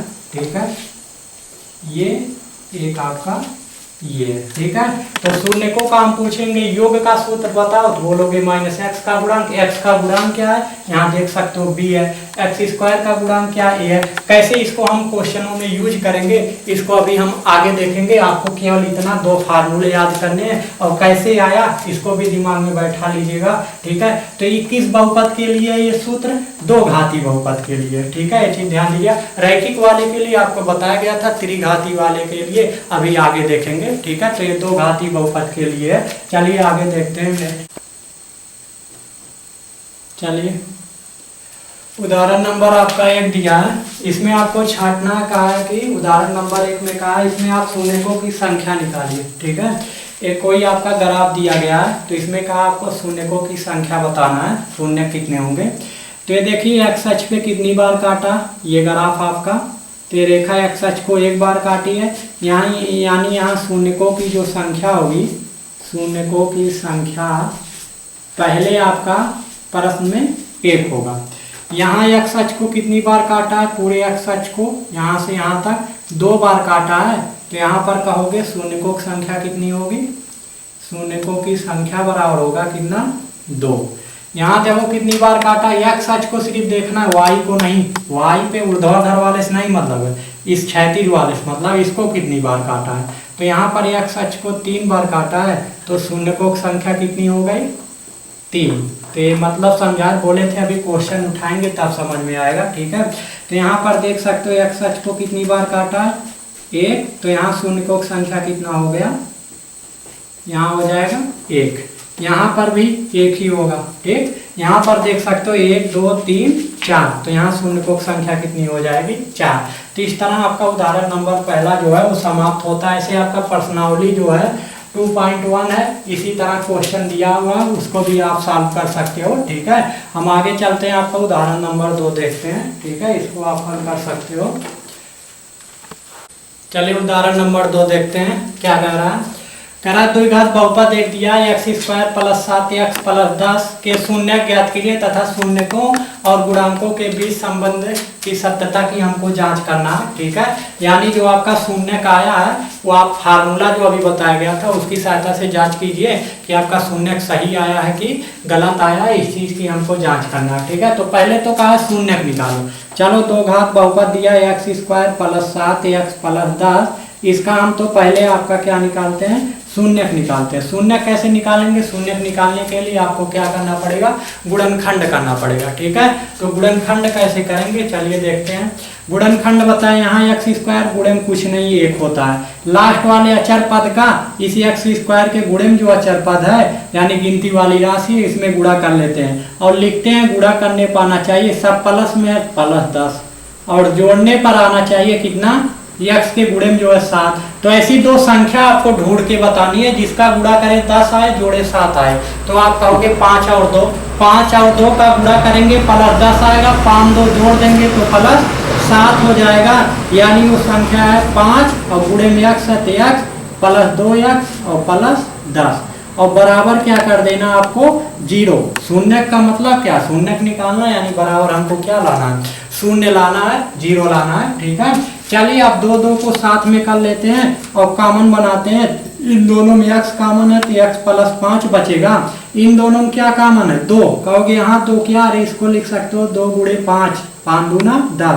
तो 2 इसमें भी 2 इसमें भी कॉमन हो गया, 2 निकल गया, क्या बचा x और प्लस बचा, यहाँ 2 निकला, 2 पंचे 10 यानी 5 बचा बराबर 0। अब ये एक पद हो गया, ये दूसरा पद हो गया। इन दोनों में क्या कॉमन दिख रहा, तो इन दोनों में कहोगे ब्रैकेट वाला एकदम सेम है तो वही कॉमन, अर्थात x प्लस कॉमन हो गया। ये चीज यहाँ से निकल गया, क्या बचा x, यहाँ से निकल गया, क्या बचा +2 और बराबर 0। यदि एक बार बताए हैं क्या x + 5 बराबर 0 करोगे अर्थात इधर ये गुणे में उधर भेज दोगे 0 हो जाएगा, यानी इधर ये बचेगा बराबर 0 के। तो यहाँ से x बराबर कितना आ जाएगा -5। तो पहला शून्य निकल के आ गया कितना, -5। ठीक है, दूसरा निकालते हैं, दूसरा x + 2। यदि x + 2 बराबर 0 करोगे तो यहाँ से x बराबर आ जाएगा -2। तो इसको हम डायरेक्ट भी कर सकते थे इतना। ठीक है, क्योंकि सब गुणनखंड आप 9th में ही करना सीखे हो। ठीक है, डायरेक्ट भी हम लगा सकते थे लेकिन नहीं, आपको बेसिक से बताया गया। ठीक है, तो x बराबर हो गया आपका यानी 2 शून्य का आ गए, इसके शून्य हो गए क्या, लिखोगे आता x² धन 7x धन 10 के शून्य हो गए कितने, शून्य एक आया आपका -2, एक -5, -2 वहाँ आगे पीछे लिख सकते हो, -5 है। ठीक, अब हम निकालते हैं शून्यकों का इनके बीच गुणांकों और शून्यकों के बीच संबंध की सत्यता की जांच कीजिए कि सही है कि गलत है। तो हम निकालते हैं शून्यकों का योग, पहले शून्यकों का योग। तो योग कीजिए, पहला शून्य -2 है और फिर प्लस दूसरा शून्य -5 है, इन दोनों प्लस माइनस माइनस होगा, जोड़ोगे तो -7 आएगा। और यही चीज आप सूत्र पे भी रख के चेक कर लीजिए, क्या योग वाला सूत्र लगाएंगे -7 आएगा। तो योग का सूत्र होता है -x का गुणांक, तो x क्या है, x का गुणांक क्या है 7 है, -7 और बटे x² का गुणांक, x² के गुणे में कुछ नहीं क्या लिख सकते हो ये, और 1 से 7 में भाग दोगे तो -7 ही आएगा। ठीक है, तो देख सकते हो इस तरह जोड़ रहे हो तब भी -7 आ रहा है और आपका सूत्र पे रख रहे हो तब भी -7 आ रहा है। ये जांच हो गया, मतलब आंसर आपका सही है। ठीक है, अगर गुणनफल निकालते हैं शून्यकों का, हम गुणनफल ज्ञात करते हैं, गुणनफल तो हो जाएगा -2 गुणे -5। शून्य का आपका क्या है, -2 एक -5 गुणा करोगे तो माइनस माइनस प्लस और 5 दूना 10 आ जाएगा। या फिर आप सूत्र पे रखोगे, सूत्र होता है अचर पद यानी c क्या है आपका 10 है और बटे आपका x² का गुणांक 1 है, 1 से 10 में भाग दोगे 10। इस तरह शून्य का गुणा किए तब भी 10 आ रहा है और आपका सूत्र लगाए तब भी 10 आ रहा है, ये आपका जांच हो गया। इस तरह क्वेश्चन आपके पेपर में पूछता है और बहुत ही आसान तरीके शून्य निकाल लिए और सत्यता की हमने जांच कर लिया तो देखा कि आपका आंसर एकदम सही आ रहा है। अगर इस तरह क्वेश्चन कहता है जांच कीजिए तो आप ऐसे ही सेम लगाओगे चाहे जो क्वेश्चन है। ठीक है, चलिए नेक्स्ट देखते हैं अगला उदाहरण तीसरा।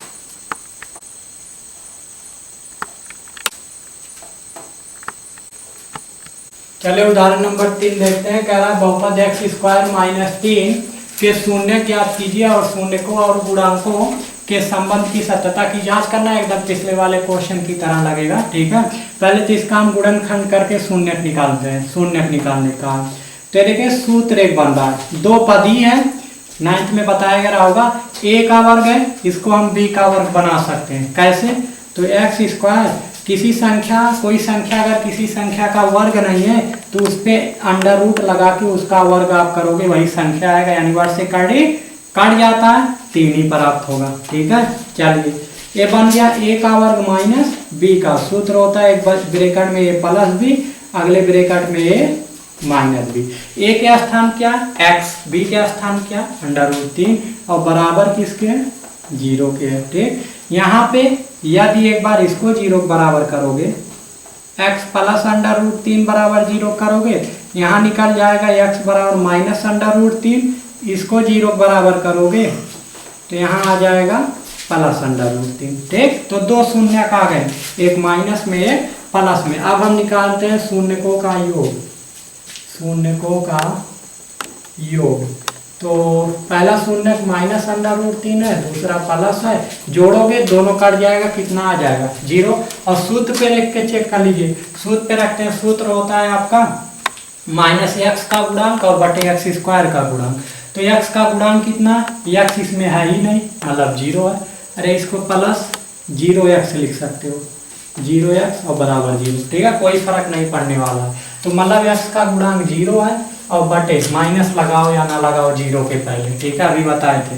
एक्स स्क्वायर का गुणांक 1 है, 1 से 0 भाग दोगे 0, वही चीज आया। ठीक है, और शून्यकों का गुणनफल निकालते हैं। शून्यकों का गुणनफल तो गुणनफल है कितना? एक है माइनस अंडर रूट 3, दूसरा है प्लस अंडर। गुणा करोगे 3 3 का 9, 9 का वर्गमूल का होता है 3, तो माइनस तो आगे लगेगा ही। सूत्र पे रखोगे, सूत्र होता है अचर पद, अचर यहाँ क्या है?